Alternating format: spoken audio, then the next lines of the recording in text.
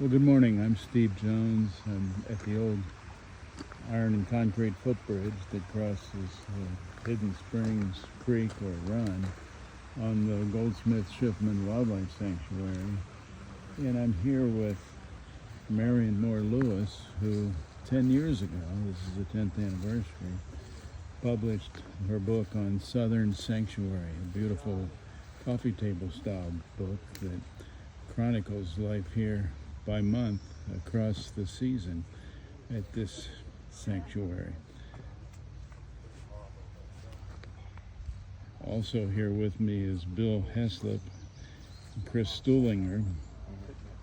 Chris is a fellow retired forester, and Bill produced a wonderful 15-minute video on the sanctuary about 3 years ago.